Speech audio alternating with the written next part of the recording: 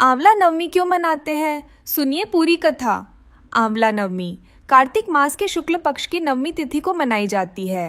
इस दिन आंवले के वृक्ष की पूजा की जाती है क्योंकि शास्त्रों के अनुसार आंवले के वृक्ष को भगवान विष्णु का स्वरूप माना गया है। कहते हैं कि आंवले के वृक्ष में भगवान विष्णु और माता लक्ष्मी दोनों का वास है और इसकी पूजा करने से घर में सुख, शांति और समृद्धि आती है। शास्त्रों में वर्णित है कि कलयुग में जब लोग धर्म से विमुख हो जाएंगे तो लोगों के उद्धार के लिए भगवान विष्णु आंवले के वृक्ष में निवास करेंगे। कलयुग में जो लोग आंवले की पूजा करेंगे और उसका दान करेंगे, उन्हें भगवान विष्णु का आशीर्वाद प्राप्त होगा। इसी कारण इस दिन आंवले की पूजा करने और उसका दान करने की परंपरा है। कहते हैं कि इसी दिन सतयुग की शुरुआत हुई थी। मान्यता है कि माता लक्ष्मी ने आंवले के पेड़ के नीचे 2 आंवले रखकर भगवान शिव और भगवान विष्णु की पूजा की थी और पेड़ के नीचे भगवान विष्णु को भोजन करवाया था और स्वयं भी ग्रहण किया था। आंवले में बेलपत्र और तुलसी दोनों के गुण होने के कारण यह भगवान शिव और विष्णु दोनों को प्रिय है। इस दिन प्रातःकाल महिलाएं स्नान करके व्रत करती हैं और आंवले के वृक्ष के पास जाकर उसकी पूजा करती हैं। सर्वप्रथम महिलाएं वृक्ष की जड़ में दूध, पानी, गंगा जल चढ़ाती है और अक्षत, पुष्प, हल्दी, रोली आदि अर्पित करती है। पेड़ के चारों ओर कच्चा सूत या मौली लपेटती है। वृक्ष के नीचे दीपक जलाकर भगवान विष्णु का ध्यान करती है।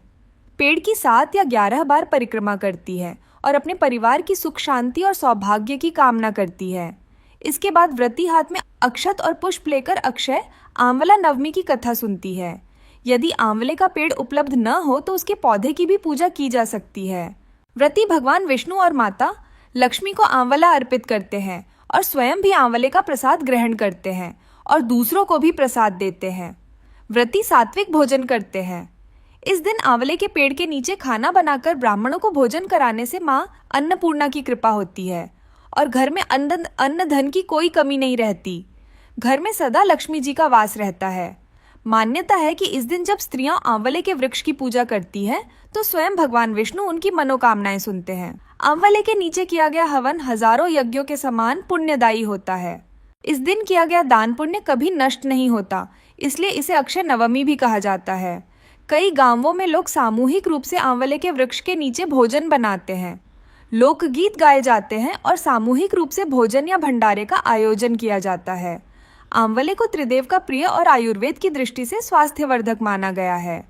अगर यह कथा आपको ज्ञानवर्धक लगी हो तो चैनल को सब्सक्राइब करें और घंटी दबाएं ताकि अगली कथा का पुण्य फल आप सबसे पहले पा सकें।